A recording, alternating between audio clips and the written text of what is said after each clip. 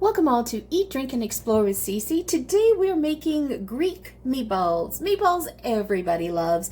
And so we're going to make these incredible meatballs with this delicious Greek flavor. The dish was created more for meal prep, so I can have stuff ready to go in the freezer, but you can easily make this dish from start to finish and have it for dinner. You can bake this from frozen and serve it either with pasta or just with pita and tzatziki sauce. Never say that word right. Or just make a Greek rice, right? A Greek pilaf.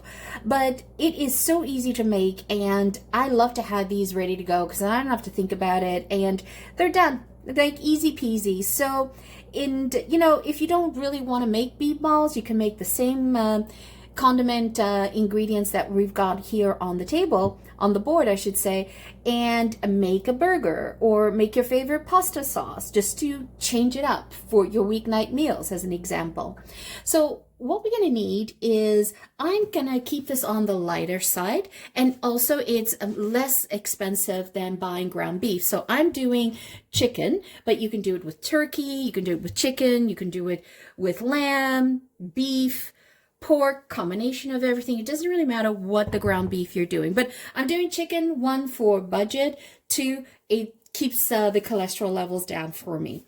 And you're going to need a half a cup of crumbled feta cheese. You need a half a cup of plain panko crumbs, and you're going to need a cup of finely diced onions. Highly recommend that they're finely diced because they're going to be in the meatball. You don't want to be biting into a big chunk of onion, right? And I am not putting in garlic. I'm not mincing garlic here. I'm using garlic powder, just because I know that some of the folks in the household do not like biting directly into garlic. So I just avoid the whole drama and just go ahead and put in the garlic powder. So what do I have here is I have 1 teaspoon of garlic powder, 1 teaspoon of onion powder. I have 3 tablespoons of freeze-dried parsley. I ran out of fresh parsley, but please omit that and don't use the freeze-dried. Use the fresh if you can, but I'm out of it. And I have 1 teaspoon of oregano here. You're going to need 2 eggs and salt and pepper to taste. And you're going to need a teaspoon of lemon zest to go. So let's get this started. It's so easy. You simply just go ahead and just pop everything into your meat bowl. And while we're doing this, preheat your oven to 425 and get that preset, okay? So what we're gonna do is we're going to mix in the onion. So I'm just gonna go ahead and do half of it. I'm gonna do this in layers, right? Half of the feta. Half. Let's get in the panko. I love using panko. And a larger crumb than a regular bread crumb. You're going to need half a cup. Okay. And what I like to do is, I do actually like to beat the eggs before I put it in the meat mixture. It's just me, my OCD. You can put it directly in if you want. That's also good. Because this will allow me to season it. And I do.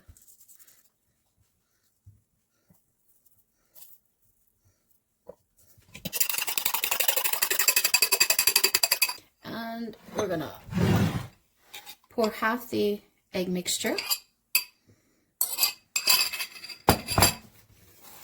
and just mix it around. So that's about 2 pounds of ground meat that I had here, and I'm using chicken, as I mentioned. So now you can see why I like to do it in stages, because then I can make sure that every piece of meat will have flavorings. The remainder. And, the finely diced onion has moisture in it as well, so that'll keep your meatballs nice and moist.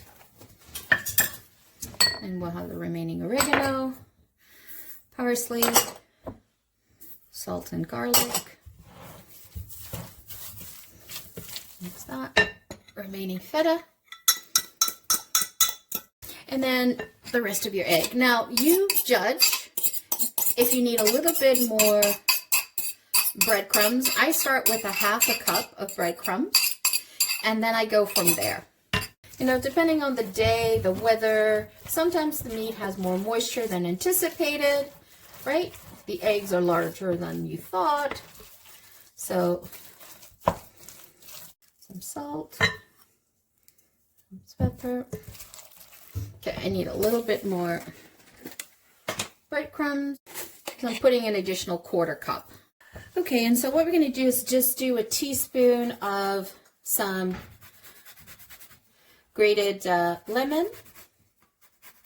Lemon adds a beautiful freshness to any dish, and this is why I love lemon. And it's also a Mediterranean flavor since we are doing Greek. So I say a teaspoon, but really when I do it, it's more like a tablespoon. Okay, so let's mix this all in. Get all those flavors infused. So you see that? Great. Okay, so set that aside. You want to get your cookie tray ready. I like to just wet the bottom so that the paper can stick, so I don't have a runaway piece of paper, parchment paper. And you can get into the beautiful habit of rolling your own meatballs, right? But I start with an ice cream scoop because I am notorious of not, absolutely not, making the same size all the time, which drives me insane. Because I have an uneven bake, right? So I'm putting that in, spraying it a little bit just because I'm using chicken and might not have a lot of fat content to it. So it's more of a precautionary thing. Okay. And just go ahead and scoop out so you can see how I'm packing the scoop, right? And I just sort of portion them out first like this. And then I'll go in just before I put it in the oven. I'll just do a quick hand roll just so that it look more presentable. And these meatball sizes are nice and big. And they are going to shrink a little bit in the oven when we bake it, right? But they are meal size. So you can have 2 or 3 of these with a salad, and that can be a complete meal for someone with condiments. Now, if you're going to be making this as a freezer meal that you want to have pre-cooked, you know, and then you just take it out of the freezer on weeknights, is you're going to bake this in the oven at 425 for 8 minutes. Then you're going to take it out, cool it off, cool it down completely till it's freezing cold, and then you just put it in your Ziploc bag, your freezer Ziploc bag, and freeze them flat. Then you just pop them out whenever you need them, and then just, you know, bake them in the oven for 425 at 425 for 20 minutes from frozen. Your meal is ready. And I do like this ice cream scoop with a release because it makes life so much easier and so much faster. Of course, it does the same size like we had talked about. Right, so now what you want to do is you want to wet your hands before you roll them with your hands. And I had some extra left over, so I'll make a smaller one and figure out how to put it in there. So there's no way around it. You just simply do a quick roll. And this is honestly a great way to have stuff pre-made, and you know what's in it, so as opposed to, you know, buying frozen meatballs, but you know what's in it. But you can also take advantage of when mincemeat, whatever ground meat is on sale, right? Take advantage of that, buy a load, then just prep them like this. Now what I'm going to do is I'm actually going to bake them all off. I'm not going to freeze this batch. See, like this last one, my hands are not wet, so it's starting to get sticky, right? And it's also super important to try to make your meatballs all the same size so you can get a nice even bake. And because I'm doing ground chicken here, you want to make sure that you cook this to a temperature of 165 Fahrenheit. Or for those people following Celsius, that would be 74.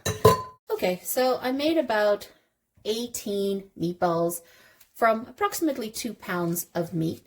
You can make about 17 to 20, depending on how you size them. That should be good. All right, so we're going to pop that into the oven, 425, and we're going to bake that off. We're going to start baking it off. I'm going to check it in 20 minutes, check the internal temperature, and then determine from there.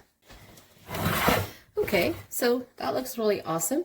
So you can decide, like, you can either come back in here and add some additional flavor on the top if you like.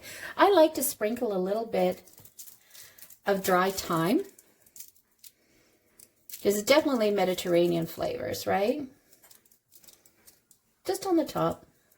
And you want to, one of the things I forgot to mention is you want to be careful on how much salt you add to your meatballs, because you're adding in the feta cheese, that's salty as well. So definitely want to be careful and watch for that. And I set the timer to 25 minutes at 425. So this is what it looks like 15 minutes into baking. Okay, so they are done. So what I'm going to do now is I'm just going to broil it for 1 minute, not even, just to get an even brown or toast on it. And you can see when I flip this over, it's nice and toasty, and I got it to like 165. All right, like I mentioned, we're going to make some tzatziki sauce, and I am actually going to make this with sour cream. And this is a creamy and tangy tzatziki sauce. It is perfect for Mediterranean-inspired dishes.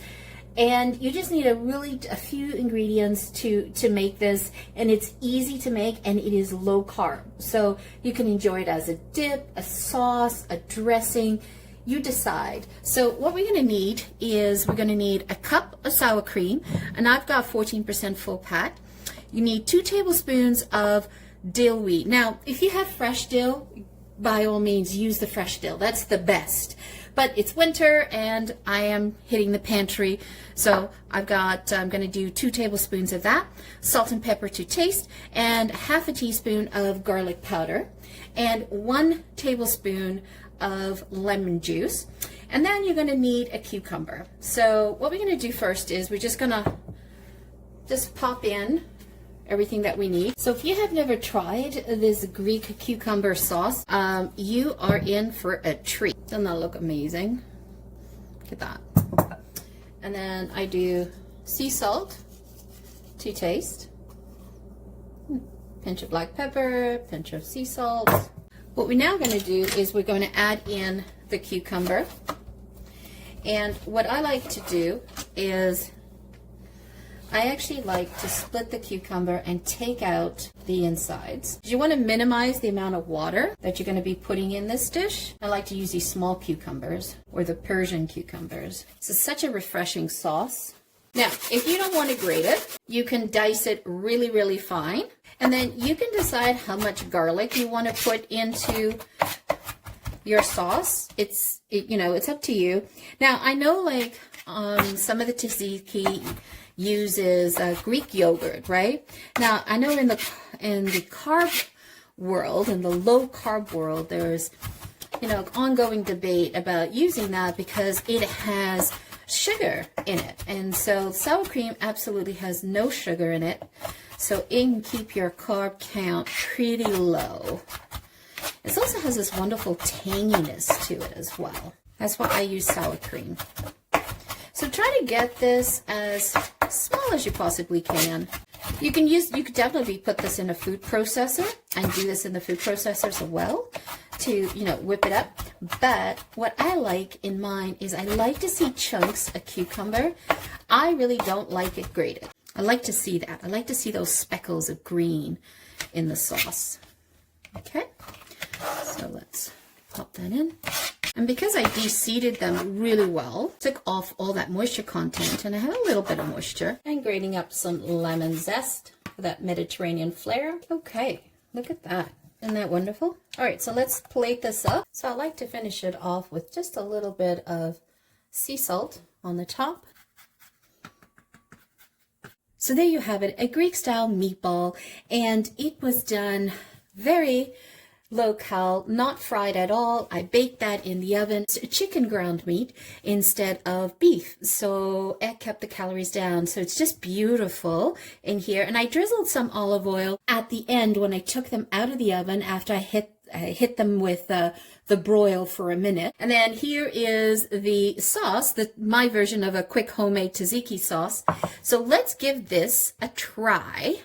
Let's try the small one. So you know what, I'm just going to use my fingers and I'm going to open that up for you. Put it on there. Look at that. Oh, so yummy. Wow. That was full-on Mediterranean Greek style flavor, and the meatballs are not greasy at all.